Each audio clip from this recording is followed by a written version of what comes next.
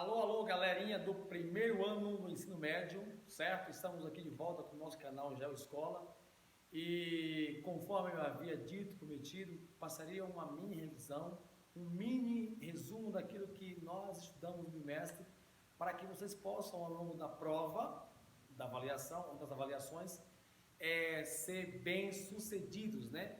E de antemão, para aqueles que não fizeram a inscrição no canal ainda, faça a inscrição, tá bom? Dê aí os seus comentários, se está gostando, se não, o que podemos melhorar, o que está ruim, enfim. Aí vai tentar sempre, ao longo dos vídeos aí, atender os nossos pedidos, atender os seus comentários, tá bom? E tentar melhorar para as próximas videoaulas, né?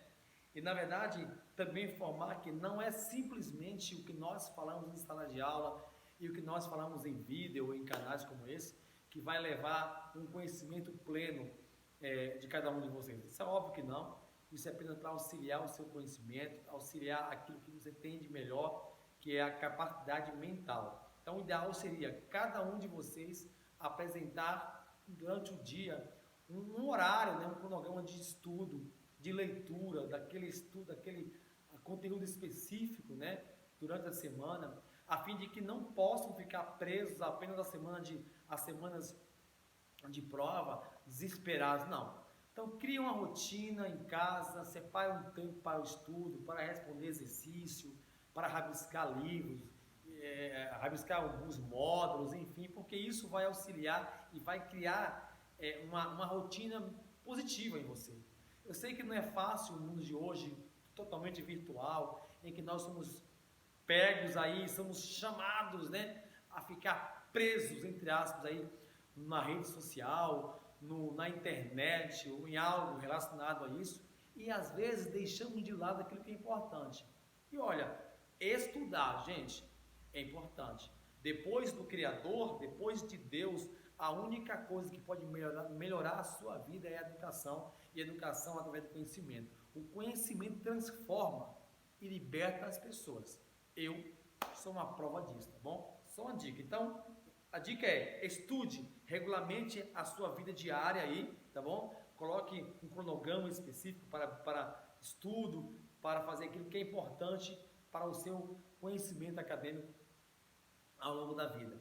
E a bola da vez é as fontes de energia, né? Ou fontes de energia, que foi o módulo que nós estudamos aí ao longo desse bimestre. Na verdade, o que eu quero que vocês façam é uma análise, né, das principais fontes energéticas que há para o homem hoje disponível. Nós sabemos que existem dois tipos de fontes, né? As fontes renováveis e as fontes não renováveis. As fontes renováveis são aquelas disponíveis a partir das energias solar, energia eólica, né? Da energia hidroelétrica, da energia da biomassa, da energia geotérmica. Essas fontes são importantes porque não se esgotam, né? E as fontes de energias ou de utilização não renovável está relacionado com a questão dos combustíveis fósseis, principalmente derivados do petróleo, né, e do carvão mineral. Essas fontes são as que mais se utilizam, né, no mundo, infelizmente, né, uma vez que o homem hoje é dependente, em muitos países do mundo, são dependentes das fontes não renováveis ou de origem carbonífera, no caso, o carvão mineral, o petróleo e o gás natural. Então, dentre essas fontes, a fonte não renovável, que estaria ligada também à questão energética, né? O petróleo, o gás e o carvão, é o vilão em relação ao meio ambiente. Então, na minha avaliação, na minha prova,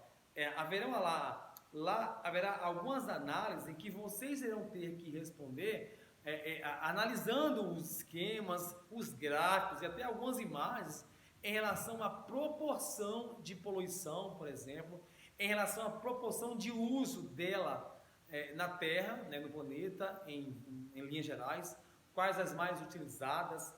E só para lembrar que existem locais em que perdão, em que uma ou outra tem uma maior utilização em relação a outra energia, pela questão de recurso mesmo, né? Tem países no mundo que não há condições, por exemplo, de nós construirmos uma hidrelétrica, porque os recursos hídricos são limitados, né? O relevo não favorece, né? Ou são países ilhas em que as bacias hidrográficas são quase que nulas, na verdade. Então, a única alternativa para esses países é utilizar fontes alternativas que estão a elas ou a eles disponíveis. Então, na minha avaliação, analise as diferenças entre um tipo de energia ou de fonte energética e outra. Começando pelas fontes não renováveis que eu já citei anteriormente.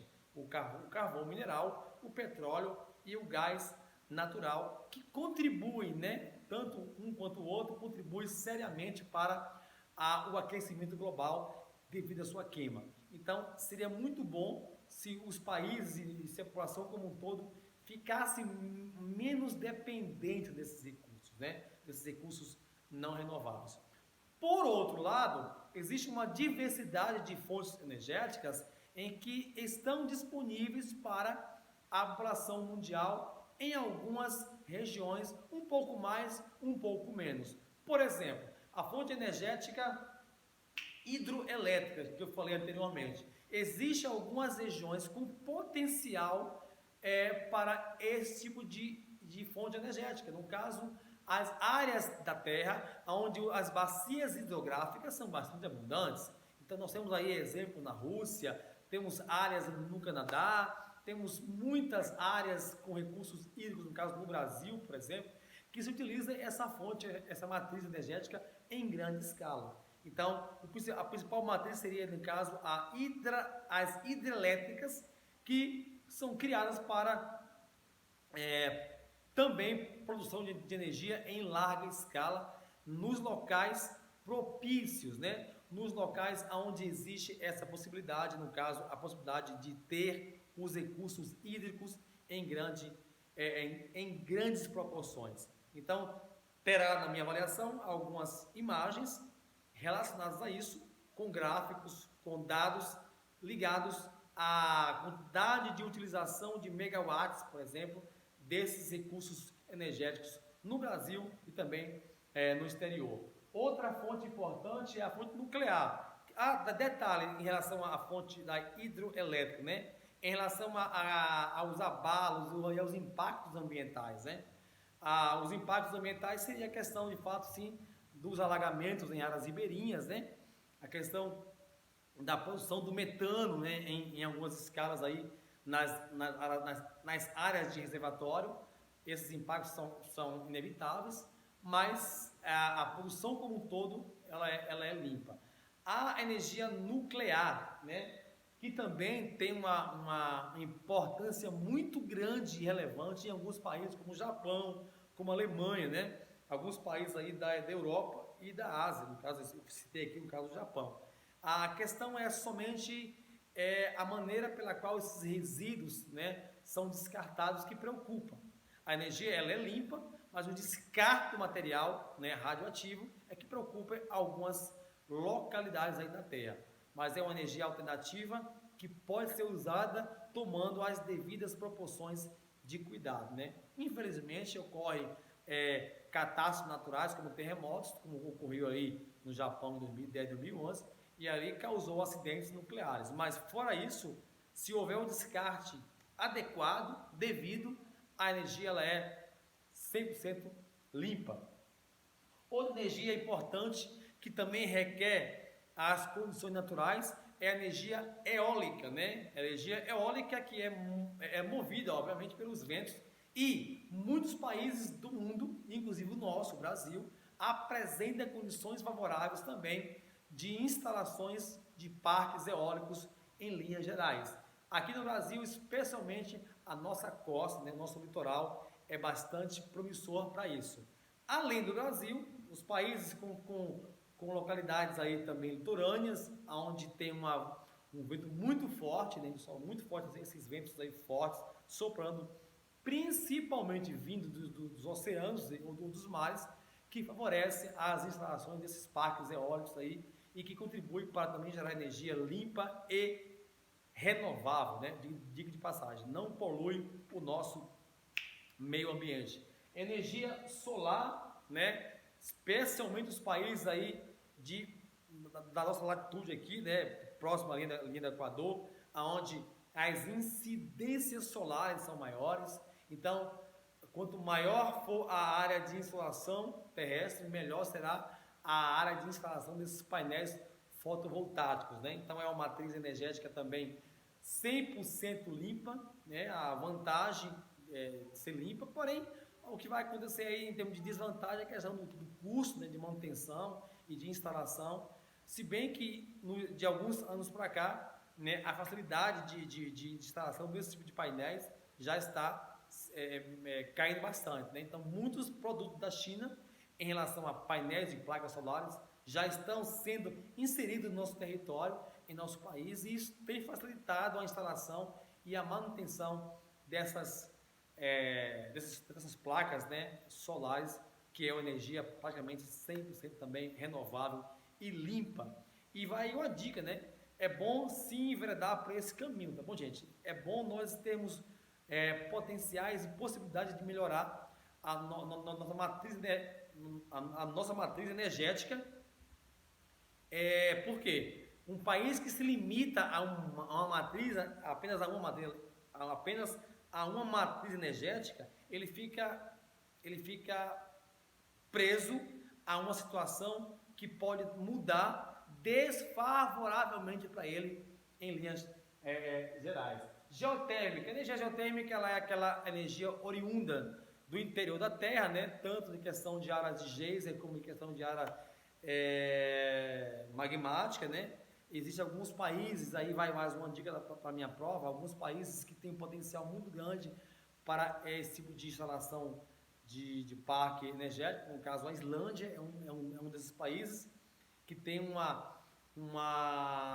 interior do seu território, é bastante, eu diria assim, sismologicamente falando, apropriado, né? Então existe muita força de magnetismo da Terra, lá do interior da Terra, no caso do magma ali, que faz com que dê a esse país esse potencial. Não só a Islândia, mas outros que estão em situação tectônica aprazível, né? Melhor em relação a isso.